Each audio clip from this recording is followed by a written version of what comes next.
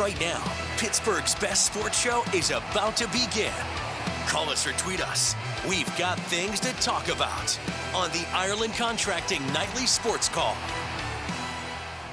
All right, thanks a lot, Royce, and thank you for tuning in to the Ireland Contracting Nightly Sports Call. I'm Rich Walsh, and you can give me a call tonight on the Bordas Sin Bordas hotline at 412-575-2600 is the number. On the other side over at the 93.7 The Fan Cam is Chris Mueller. Chris, we have a lot to talk about tonight.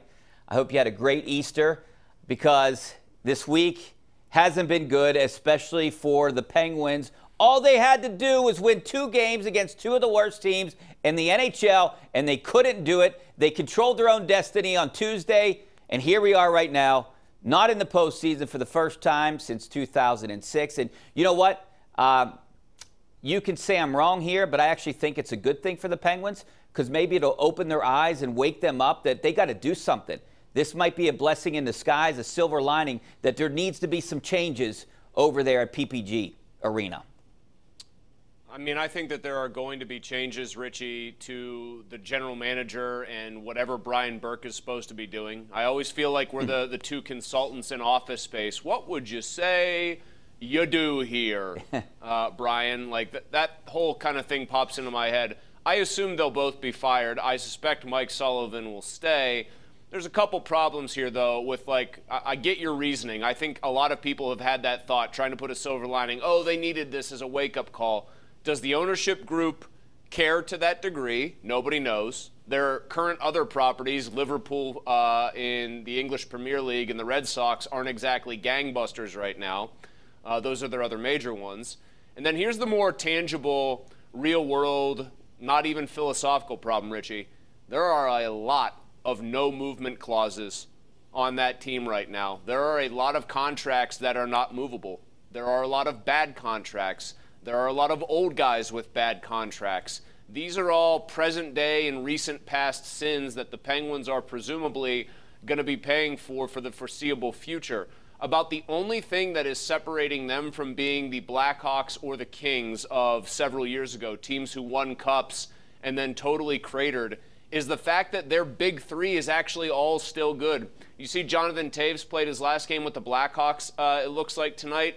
He was nowhere near worth the money they were paying him. The fact that the Penguins have gotten legitimately very good seasons out of Crosby and Malkin, and Letang was pretty good when he was healthy, is the only thing that stopped them from being in a race to the bottom. They've got big problems, and I don't know if a wake-up call can really fix them. All right, they're going to be a year older next year, the big three. Crosby and Malkin played in every game this year, which is unbelievable. That probably won't happen next year.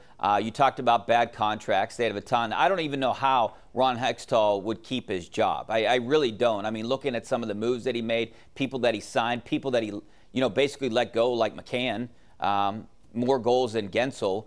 You got to do something, and maybe the only way you can't obviously get rid of a contract like Jeff Carter. You can't do it. I mean, you're stuck right there with some of these bad contracts, like you said. How about Granlund? How about $5 million for the next 2 years each year of Mikael Granlund, who stinks?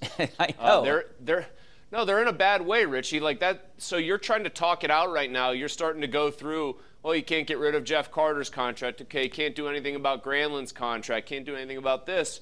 That sort of illustrates the predicament that I'm trying to lay out there. I mean, unless those stars continue to be great every year into their mid to late 30s, which eventually is just not going to happen, I don't see how this team avoids a pretty catastrophic fall down the standings. Can you survive in the middle? Is there a way that you can get out of this? I mean, okay, so as a prerequisite, I'll say it one more time. The Stars have to continue to stay healthy and be really good, the big three. Can you survive? Can you get your coach to change philosophy sometimes? Can you fix your power play?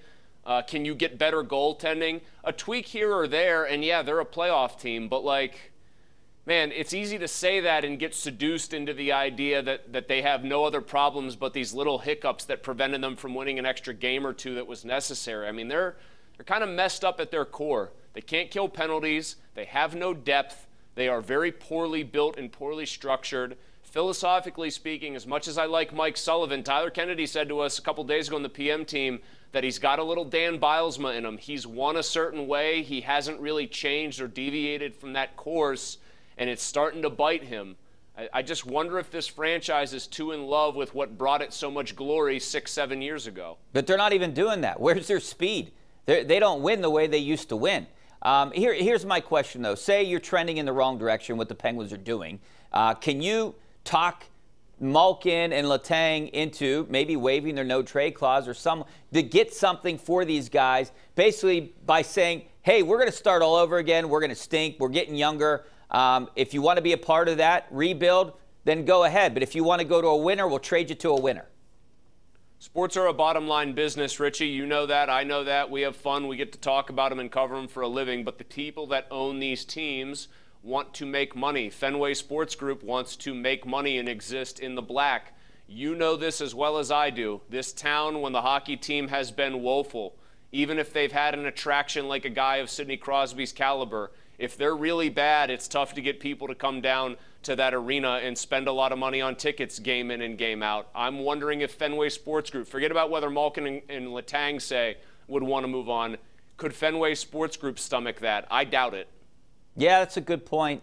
I didn't really think of it that way, but at some point when they're just mediocre in a 500 team, I don't think people want to spend the $200 for tickets. That time is here. I mean, Richie, that time is here right now.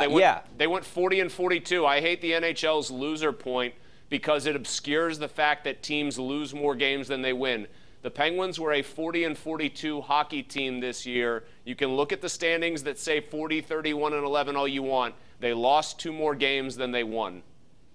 All right, well, we're going to take a break, and we're going to take your phone calls at 412-575-2600 on the Borders and Borders hotline. Back in a couple seconds.